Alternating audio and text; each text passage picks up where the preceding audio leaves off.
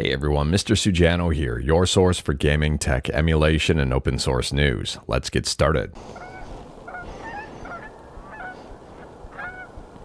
Alright, to kick things off, we're talking about PlayStation 3 emulation on Windows with RPCS3, and RPCS3 on Windows is still not updated, and for very good reason. And this is more of just a PSA as to what exactly is going on here. So for those who may not be up to speed on the issue, we have talked about this one in previous videos, but at a very high level here. The issue started with RPCS3 on Windows, and Windows specifically, back in July. The RPCS3 team did some investigating, and it turns out the problem is Microsoft, not RPCS3. They did an update to Visual Studio that completely wrecked things. And this is a tweet from RPCS3 back in July. As the newer version of MSVC, where MSVC stands for Subscribe to Mr. Sujano, or Microsoft Visual C++, depending on how you wanted to interpret that, still produces broken builds. We have temporarily disabled new build updates on Windows. You will be prompted to update to version 0.0.37-18022 and not past it to any of the broken builds. Now, the specific issue with Visual Studio has been reported to Microsoft, and Microsoft has acknowledged it is a problem. In fact, they say a fix for this issue has been internally implemented and is being prepared for release.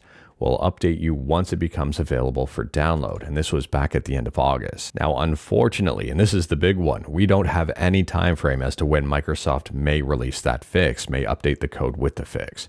It may be soon, it may be in a few months, it may be in a few years, it may be never. We really don't know here. I'm assuming it's probably going to be relatively soon. But anyways, Team RPCS3 says, we remind that our Windows builds remain disabled since June 20th. This week's MSVC compiler update did not yet include the fix for the issue that causes broken RPCS3 builds. Linux and macOS builds continue to receive updates regularly. Now, there is something I want to quickly point out here, and I'll have to double check, but I'm pretty sure I said July was when the issue started. I'll double check while I'm editing. I meant to say June. So June was when the issue started. July was the date of the tweet that I was referencing. So to pull everything together here and just sum it all up, RPCS3 on Mac and Linux is absolutely fine and still receiving updates. RPCS3 updates on Windows have been paused since June. It's a Microsoft problem, not an RPCS3 problem, and we're waiting on a Microsoft fix. And who knows when Microsoft is going to fix it? It appears they do have a fix, they just have to implement it. And once that happens, I'm assuming that RPCS3 on Windows is going to receive a big update. And speaking about updates, next up we're talking about Nintendo. And Nintendo is set to have one of their biggest directs ever today. It's going to be about 60 minutes long overall. I'm assuming the direct may be in progress or maybe over by the time this video gets posted. Who knows? At the time of filming, the direct has not aired. And speaking about Nintendo stuff, next up we're talking about N64 emulation with Rosalie's Mupen GUI, or RMG for short. And RMG just got a brand new update. So at the time of filming, RMG version 0.8.0 is the latest update, and they say here they fixed 64DD games crashing in some cases since version 0.7.8. Add Windows Vista themed settings on Windows, and add support for the NetPlay dispatch server. And speaking about emulation updates, next up we're talking about CloudPilotEmu, and this one is a little bit niche and I'm curious to see who's interested in it. But CloudPilotEmu is an emulator for the Dragon Ball based Palm OS devices that runs in a web browser. And this one in particular works on iOS. Anyways, CloudPilotEmu just got a brand new update. So at the time of filming, CloudPilotEmu version 1.10.12 is the latest update. And this comes after 1.10.11, which was released on the exact same day. And this is the first update to CloudPilotEmu since February 23rd. And speaking about stuff on the Apple ecosystem, next up we're talking about Virtual C64, which is a cycle-accurate emulator for macOS. And Virtual C64 just got a brand new update. So at the time of filming, version 5.3.1 is the latest update for Virtual C64, and this one fixes a bug that I think was causing a bit of headache for some people. It was a bug that prevented media files from being processed correctly when attached by methods other than drag and drop. Added fingerprints for Japanese and Croatian ROMs, and fixed an issue where an incorrect error message was shown for unsupported cartridges. And speaking about stuff that starts with C, next up here we're switching from C64 to Wii U emulation with Cemu. And that was a really horrible tie-in. Anyways, we're talking about Cemu graphics packs. For those who may not be aware, Cemu graphics packs is a repository where you can find graphics packs that can upscale, modify, or improve most Wii U games that work on Cemu. And Cemu graphics packs just got a brand new update. So at the time of filming, Cemu graphics packs version 963 is the latest update. And they say here TPHD, which stands for a couple of things. One of those, and I think the least popular way of saying it, is Twilight Princess HD. It adds multiple new cheats and a new screen mirroring pack. And the new cheats are very interesting here. Moon Jump, always great spin attack, Rupee multiplier, damage multiplier, damage multiplier, never decrease, ammo, climb crawl fast, faster rolling, and drop duration modifiers. Next up, we're talking about Hollow Knight Silksong, and it appears that there's an unofficial Android port of Hollow Knight Silksong in development. And it appears the unofficial port is almost complete, which I would say is really fast after release. No idea in terms of how many bugs there are, no idea in terms of the legality of something like this. But we're just talking about news. And speaking about news and stuff posted up on Reddit emulation on Android, my segues are terrible today. Anyways, this is huge if you've got a Snapdragon 8 Elite CPU. Reportedly here, Neo is in talks with Qualcomm concerning the possibility of lending a hand to Turnip development for the Snapdragon 8 Elite, or just the Snapdragon Elite, I guess. Anyways, if this is true, I would say this is absolutely huge and a very welcome sight. So from my understanding, here is the reported source of the information coming right from Neo. And this has been translated to English, so it may not be 100% accurate, but I think the spirit of it should be there. They say, regarding the 8 Elite driver compatibility, currently we are doing several things. 1. Communicate with simulators such as Eden to promote compatibility. For those who may be unaware, Eden is a Nintendo Switch emulator. 2. Communicate with driver developers to promote compatibility. And 3. I had a meeting with Qualcomm leaders yesterday and asked them to help push this forward internally. We have scheduled a technical conference call in the next few days, and we will organize the information today. This could be absolutely huge, or maybe it leads to nothing. We'll have to wait and see. And continuing to talk about arguably exciting stuff on Android. Next up, we're talking about Windows emulation on Android with GameHub. And GameHub version 5.0.2 just dropped, and I would say this is a big one for a couple of reasons. Number 1, they've added compatibility for the Rockstar launcher. And number 2, it seems that saves are uploading to Steam as well. So in version 5.0.0, they introduced Steam Cloud compatibility for downloading saves. Well, it appears that uploading saves now works. Someone says here with the Retroid Pocket 4 Pro, after the disaster of the version 5 here, they can finally run some games. Hollow Knight, Blasphemous, and The Messenger. Next up, we're shifting from arguably good news to arguably not so good news, unless you're a fan of giving developers time to get things done, developed correctly, and not release broken stuff. We're talking about Slay the Spire 2 and Early Access. And it turns out that early access for Slay the Spire 2 has been pushed from 2025 to some point in March 2026. Now, unfortunately, for the March 2026 release of Slay the Spire 2, I don't have a specific date, but they said it'll launch on a secret Thursday. And there's only 4 Thursdays in March 2026, the 5th, the 12th, the 19th, and the 26th. So take your pick, and maybe one of them will be right.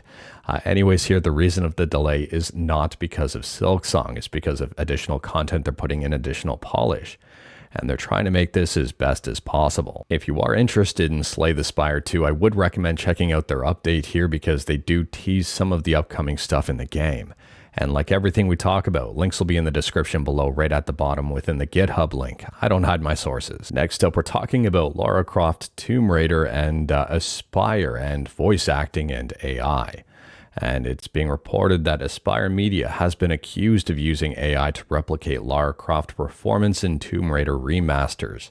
And I guess a French actress has taken legal action against the Embracer-owned publisher. Now, news of this is currently unfolding, and I would recommend checking out Game Developer for more information on the matter. Based on my understanding here, Tomb Raider 4, 5, and 6 Remastered, the French version of the game, Aspyr utilized AI for Lara Croft. And the big controversy here, well, aside from utilizing AI for voices in a commercial game, was that they utilized AI to capture the voice of the previous voice actress without her consent. Very curious to see what happens moving forward on this one, because I think this is a really big can of worms. This isn't just one case. This may set a precedent moving forward, and I am very curious to see what happens. And speaking about being curious to see what happens moving forward, next up here we're talking about the SuperStation One, the FPGA-based console, the affordable one being developed by Take Udon. And being curious here about what happens with this blue color and if a lot of people are going to prefer that over the original color. I mean, take a look at this post from Take Udon, and he says here, Midnight Blue SuperStation 1, ignore the surface finish, SS1 isn't high gloss. It looks beautiful, and I would agree. I mean, let me know your thoughts about this one in the comments below, but if you were in the market for a SuperStation 1, which has a very attractive price point, $150 to get into the FPGA market, would you go for the midnight blue color? I think this looks really, really good. Now, for those wondering, there are a couple of other colors here, but I do think that midnight blue, well, the black one looks really good too. They all look good. Let me know which one you like the best in the comments below. And speaking about PlayStation stuff, next up we're talking about PlayStation and the recent unveiling of the PlayStation Family app, where they say simplified family gaming. Now, to be honest with you, I'm not necessarily certain how many people will be really interested in this app, but I'm assuming that parents with kids may be, or if you've got a roommate that you wanted to troll. Because with this app, I guess you can manage spending, manage playtime, and also view activity reports and even more. And speaking about announcements, next up we're talking about Linux Mint, and Linux Mint has just released their monthly blog for August. And taking a look, one of the hot questions in the Linux Mint world is, when is LMDE coming out, LMDE 7? And we now know that beta is headed for September. Now, I'm not going to lie here. With the recent release of Linux Mint 22.2, I'm very surprised that Linux Mint Debian Edition 7 is hitting beta this month. Anyways, it's based on Debian 13, and it will have Mint 22.2 features. However, it is worth noting here that i386 is no longer fully supported upstream by Debian 13, so LMDE 7 will only ship for AMD 64. And speaking about operating systems, and right to my branding here with no fluff, next up we're talking about Windows 11, but Nano 11. And there's a nice headline here over on Tom's Hardware. Nano 11 compresses Windows 11 install footprint to as little as 2.8 gigabytes. Extreme experimental script is 3.5 times smaller than Tiny 11 and comes with none of the fluff. If you are interested in this one, I would recommend checking out the YouTube video to see it in action, but this, in my opinion, is Windows as stripped down as you can get. And I think there may be a number of people very interested in that. Let me know your thoughts in the comments below. And speaking about interesting headlines, next up here we're talking about an article over on Push Square titled Rare PS5 DualSense Controller Worth $1,300, Completely Destroyed in Transit. And this is the rare Alpine Green controller that was handed out as part of a very special event, the Esports World Cup in Saudi Arabia.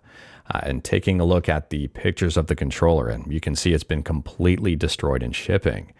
However, the interesting part about this is that they say it's worth $1,300, but if I head to eBay, it's definitely not $1,300, at least on eBay here. It's like $700 or $360 if this one's authentic. Who knows?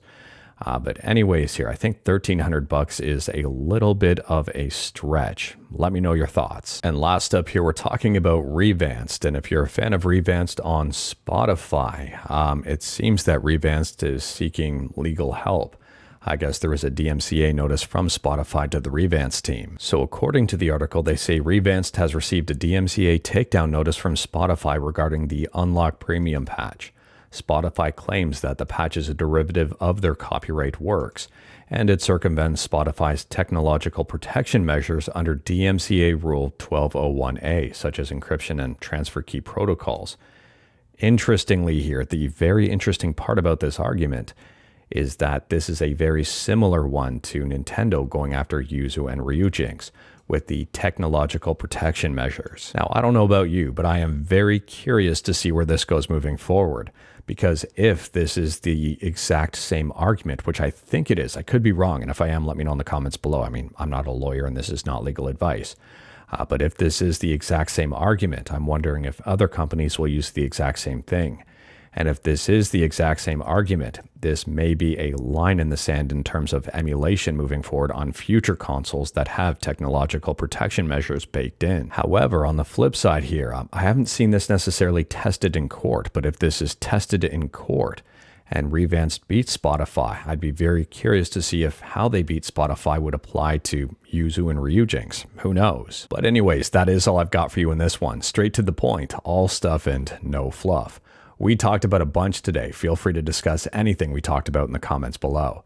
If you liked this video, leave a like. If you didn't like this video, leave a like. Hit that subscribe button. Check out my other videos. Don't tempt fate. Save your state.